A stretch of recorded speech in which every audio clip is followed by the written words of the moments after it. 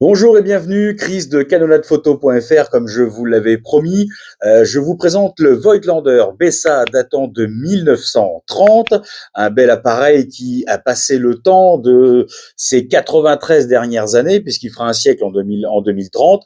Donc la certitude qu'il est de 2030, parce que c'est un héritage de famille, je vous le réexpliquerai juste après dans la présentation de l'appareil. Donc il n'est pas destiné, je vous le dis à l'avenir, pour faire des photos, peut-être éventuellement, mais comme beaucoup certainement d'entre vous qui verront son vidéo ont déjà un appareil, il est certainement peut-être sur une étagère ou dans une vitrine, et je pense qu'il est fait pour faire un effet un peu bœuf. Voilà, il est très joli, il est magnifique, et cette vidéo doit surtout vous servir pour ceux qui le découvriraient, qui peut-être décideraient d'en faire l'acquisition, de voir comment ça fonctionne, comment il se présente, et ce que ça peut donner en termes de visuel. Voilà, je vous invite à regarder la suite de la vidéo. Alors, le voici, je vous l'avais promis, voici le Voigtlander Bessa. Celui-ci date de 1930. Alors, c'est un héritage de famille que ma mère m'a gentiment donné, donc je l'ai découvert il y a très peu de temps. Donc, les photos dateraient, enfin les premières prises de vue avec cet appareil photo dateraient de 1930 pile. Pourquoi? Parce que mon grand-père était âgé apparemment d'une vingtaine d'années, 22 ans, et c'était son premier appareil photo. Et voilà, on peut quasiment certifier qu'il date dans ce modèle-là, dans cette série-là, vraiment de la première année de sortie de ce Bessa. Alors, pour l'explication rapide, c'est un appareil moyen format, 6 par 9, équipé effectivement d'une focale fixe en 105 mm. Et puis, voilà, forcément, il a vécu un peu, donc, dans l'aspect visuel. Voilà, il a fait son temps. Pour l'ouverture, pour faire simple, hein, je vais le présenter de manière rapide. Pour l'ouverture, vous avez ici un petit bouton. Il vous suffira d'appuyer bien fort. Hop, ça se déboîte. Vous retirez tranquillement. Et voici l'appareil. Il est magnifique. Il est superbe et bien entretenu, accompagné effectivement de son étui, que vous pouvez voir ici, qui lui-même est en très bon état. Pour vous parler rapidement du soufflet. Alors le soufflet, il est superbe, il est en excellent état, il est en cuir et il n'a pas du tout de petit impact ni de micro-fissure. Il est superbe, il est magnifique. Alors, 3 lentilles pour les prises de vue. Je vous le disais, en focale d'origine en 105 mm, une ouverture maximale en 6,3. Qu'est-ce que je pourrais dire? Des vitesses, effectivement, d'obturateur en 1,25 qui se règle ici. Il suffira de tourner la molette tranquillement à 1,25, 1/50, 1 centième. Ici, vous avez donc le déclencheur avec la petite couleur rouge. Le déclencheur, pardon, je reprécise, le retardateur. Alors, je ne le mettrai pas en fonctionnement parce qu'effectivement, quand je l'ai récupéré, il a fallu que je le remette un petit peu en état pour pouvoir me servir du déclencheur. Et effectivement, j'ai pas eu vraiment le choix que de voilà, sacrifier un peu le retardateur pour pouvoir utiliser le déclencheur.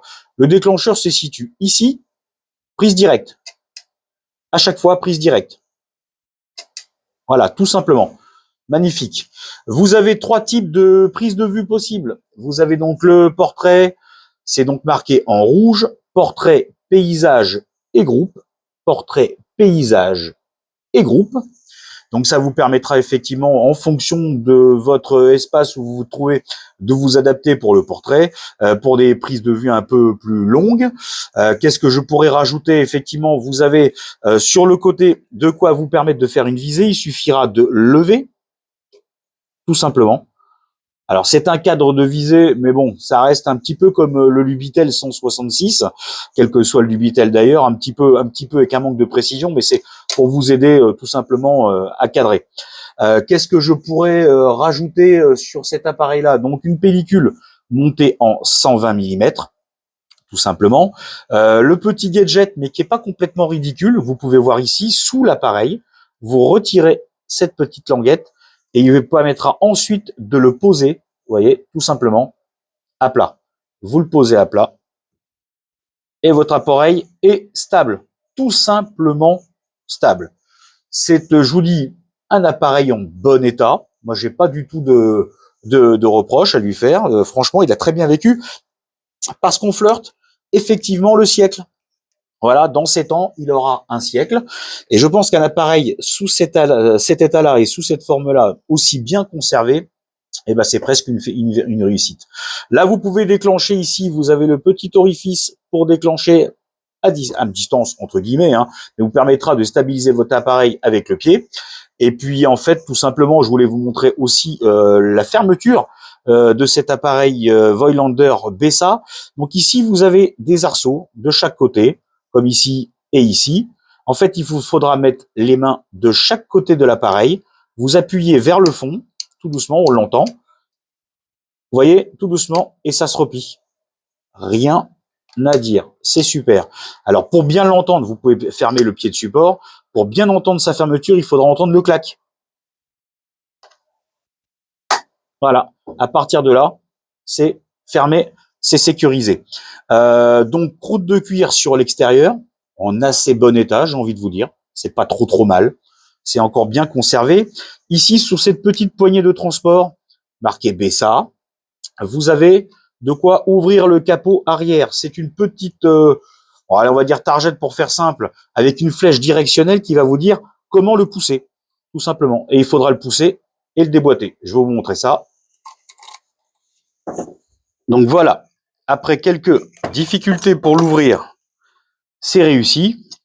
Vous voyez donc le soufflet qui est replié. Ici, dans ce compartiment-là, vous avez de quoi accrocher votre bobine 120 que vous viendrez placer ici, l'autre bobine qui sera installée dans ce compartiment, bien plaquée, vous viendrez bien sûr passer par-dessus le soufflet replié et vous viendrez l'accrocher de cette manière-là. Il faudra ensuite le fermer, tout simplement. Ici, automatiquement, la petite baguette viendra se bloquer et ensuite, c'est bien sûr un rembobinage manuel à chaque fois avec l'affichage du chiffre de votre pellicule 1, 2, 3, 4, 5, 6, 7, 8, 9, 10, 11, 12 qui viendra s'afficher ici dans la petite lucarne de contrôle. Rembobinage manuel sur le côté et vous l'avancez tranquillement. Il n'y a pas vraiment le choix en fait.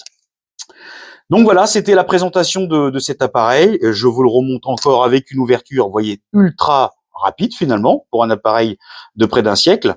Et puis voilà, une superbe vue sur cet objet. Alors je sais que certains l'aimeraient l'avoir uniquement en termes de décoration dans une vitrine, en présentation. Mais voilà, il faut le prendre tel quel. Il a fait son temps, il a vécu, même si dans les années du XXe siècle, il a fait de magnifiques photos. Aujourd'hui, je pense qu'il faut le considérer comme un appareil uniquement d'appoint, de plaisir, à regarder, à faire savourer aux yeux des autres. Et puis voilà, si vous voulez vous faire plaisir pour l'utiliser, pour prendre des photos, même effectivement, si vous avez de quoi faire les réglages et la visée, voilà, c'est pas très net, je vous dis, c'est comme le Lubitel, c'est le même résultat.